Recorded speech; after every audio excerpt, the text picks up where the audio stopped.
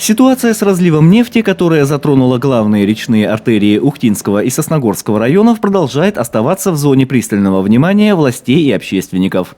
На этой неделе состоянием акватории Сосногорского района ознакомился министр природных ресурсов и охраны окружающей среды Республики Коми Роман Полшветкин. Программу дальнейших действий он обсудил с руководителем администрации района Дмитрием Кирияковым и начальником отдела охраны окружающей среды Лукойл Коми Владимиром Костылевым. Напомню, 8 апреля на ручье Ярига были обнаружены нефтяные пятна. Вскоре в Ухтинском районе был объявлен режим чрезвычайной ситуации. Географические границы муниципалитета не стали преградой для нефтеразлива. Поскольку река Ухта впадает в Ижму, нефтепродукты по этому водному пути попали и на территорию Сосногорского района. Я, как депутат городского совета по селу Усть-Ухта, по деревне Аким-Парвурск-Винла, это, конечно, не могло остаться без моего внимания. Местные жители звонят мне, обращаются и говорят о том, что вот сейчас начнет вода падать, и все сено, трава, которую мы косили, она будет в нефти. Что нам делать? Резать скотину на речку мы уже не можем пойти, потому что по речке в данный момент, вот сегодня, плывет масляная пленка. Для установления причин нефтеразлива и устранения его последствий в республике была создана межведомственная комиссия, в состав которой вошли специалисты Минприроды республики, Комитета гражданской обороны и чрезвычайных ситуаций, представители муниципальных органов власти, а также сотрудники прокуратуры региона, Росприроднадзора, Ростехнадзора и МЧС России. В результате комплекса мероприятий по ликвидации последствий нефтеразлива удалось стабилизировать экологическую обстановку. К настоящему времени собрано и вывезено порядка 60 кубометров нефтесодержащей жидкости и 100 кубометров загрязненного грунта.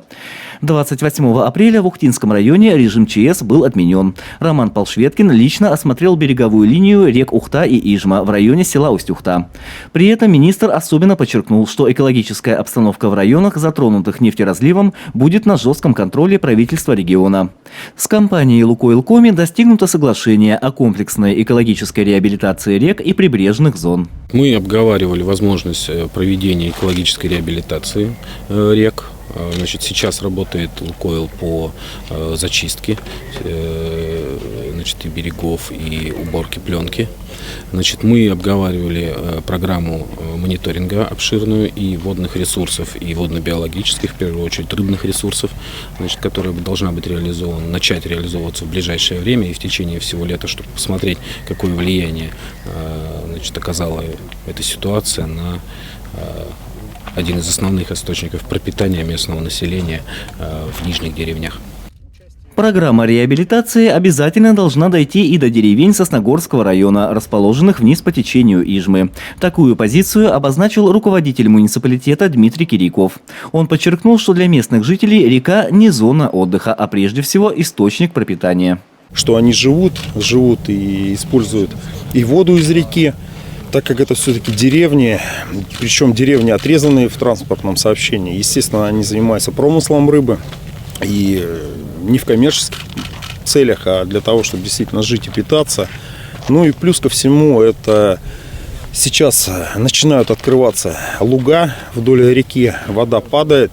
Будем контролировать ситуацию на прибрежной полосе. С «Лукойлом» тоже разговаривали.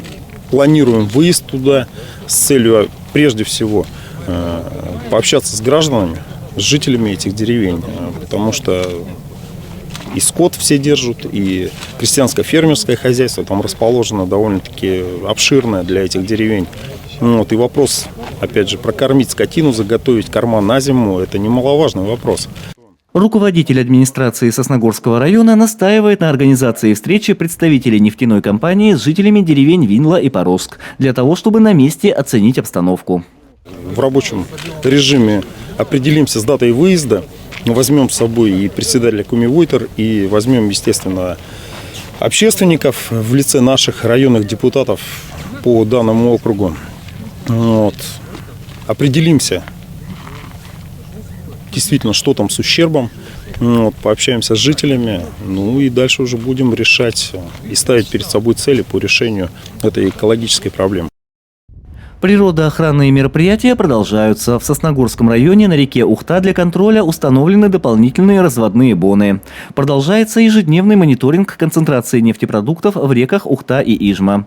Проводится обследование состояния прибрежной экосистемы.